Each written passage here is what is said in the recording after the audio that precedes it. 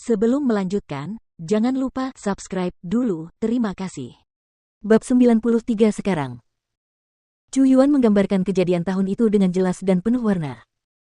Di wajahnya, ekspresi terkejut masih terpampang di sana seolah-olah kejadian tahun itu muncul kembali di depan matanya. Chu Feng juga tahu bahwa apa yang terjadi hari itu benar-benar berdampak besar pada Chu Yuan. Setidaknya, bayangan yang tak terhapuskan tertinggal jauh di dalam hatinya. Melihat Chu Yuan seperti itu, Chu Feng juga tenggelam dalam pikirannya yang dalam. Dia tahu bahwa apa yang dikatakan Chu Yuan benar. Orang gila itu seharusnya bukan ayahnya atau dia tidak akan mengatakan kata-kata aneh dan gila seperti itu. Namun, siapapun yang memiliki kecerdasan dapat mengatakan bahwa orang gila itu seharusnya dipercayakan dengan tugas menyerahkan Chu Feng kepada Chu Yuan. Bahkan dapat dikatakan bahwa dia dipaksa oleh seseorang. Dia sangat takut pada orang yang memaksanya, dan orang itu kemungkinan besar adalah keluarga Chu Feng. Namun, pria itu sudah sangat kuat. Seberapa kuatkah orang yang bisa memaksa pria itu dan bahkan membuatnya begitu takut? Dari mana aku berasal? Siapa orang tuaku? Mengapa mereka harus mempercayakanku pada orang lain? Pada saat itu, di dalam hati Chu Feng, itulah pertanyaan terbesar. Semakin dia mengerti, semakin dia menemukan bahwa identitasnya begitu istimewa. Pasti ada sesuatu yang tersembunyi di balik itu. Ayah, apa selanjutnya? Apakah orang itu mengatakan sesuatu lagi kepadamu? Chu Feng bertanya dengan saksama. Setelah itu, dia menghilang. Aku tidak melihat bagaimana dia pergi. Kalau bukan karena aku menggendongmu, aku pasti sudah curiga apakah dia benar-benar muncul atau tidak. Tapi faktanya mengatakan bahwa semuanya nyata. Sedangkan aku yang membawamu kembali ke keluarga Chu. Karena barang-barangku terbakar dan anak buahku terbunuh, aku tidak bisa mengatakan yang sebenarnya. Aku hanya bisa berbohong saat itu dan mengatakan bahwa aku menjemputmu di jalan.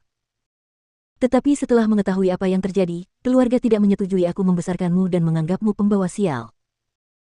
Namun, hari ini, aku yakin tidak ada seorang pun yang akan merasa bahwa kamu adalah orang yang tidak beruntung karena kamu telah menyelamatkan seluruh keluarga Chu. Hanya saja dengan mengatakan yang sebenarnya kepadamu, aku bertanya-tanya apakah orang itu akan. Berbicara sampai di titik itu, kekhawatiran di wajah Chu Yuan menjadi semakin kuat. Bagaimanapun, kekuatan orang itu terlalu mengerikan. Chu Yuan bahkan tidak tahu apakah orang itu bisa mendengarnya atau tidak ketika dia mengatakan semua itu. Dia merasa bahwa dia selalu dalam bahaya dan orang itu bisa muncul kapan saja. Namun, ketika ditanya oleh Chu Feng, dia benar-benar tidak tahan untuk tidak mengatakan kebenaran dan tidak tahan untuk menyembunyikannya dari Chu Feng. Karena sampai sekarang, orang yang mengetahui kebenarannya sangat jelas bahwa bakat menakutkan Chu Feng sudah ada sejak lahir. Lagi pula, leluhurnya sudah dipenuhi dengan warna-warna legenda. Ayah, jangan khawatir. Aku rasa orang itu kemungkinan besar akan bingung dan bimbang. Kurasa dia sudah lupa tentang hal-hal yang dipercayakan kepadamu, jadi dia tidak perlu mencari masalah. Lagi pula, bahkan jika dia kembali, kau masih memilikiku. Karena dia mempercayakanku padamu, dia tidak akan menyakitiku. Chu Feng tak dapat menahan diri untuk mengingat kembali kejadian di kota kuno. Ia benar-benar merasa bahwa orang itu sudah gila. Hanya karena itu, Chu Feng semakin penasaran. Apa yang dialaminya hingga membuatnya gila?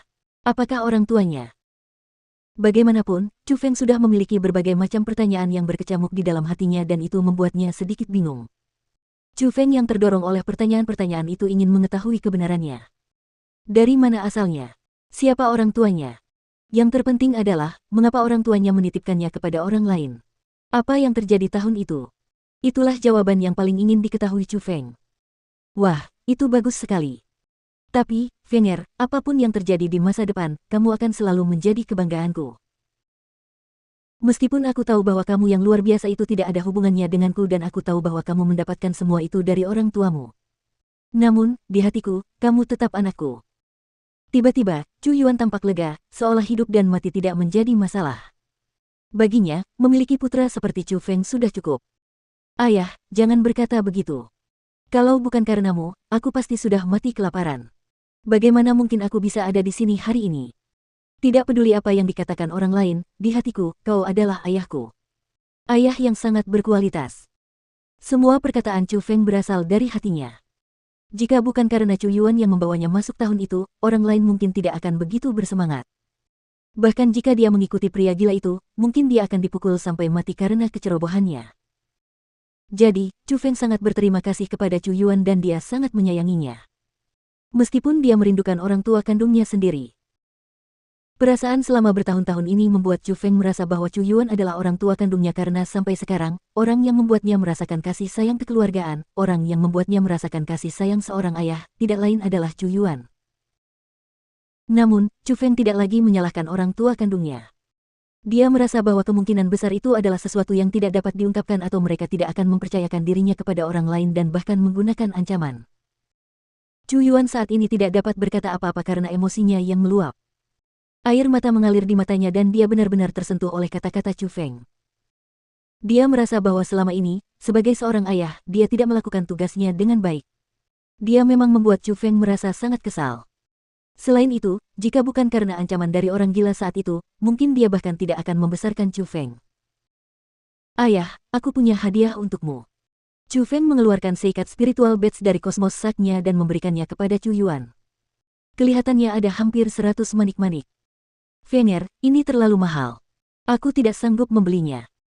Melihat manik-manik spiritual yang berwarna emas dan berkilau itu, Chu Yuan sangat terkejut. Dia membelalakkan mata dan mulutnya sambil tercengang.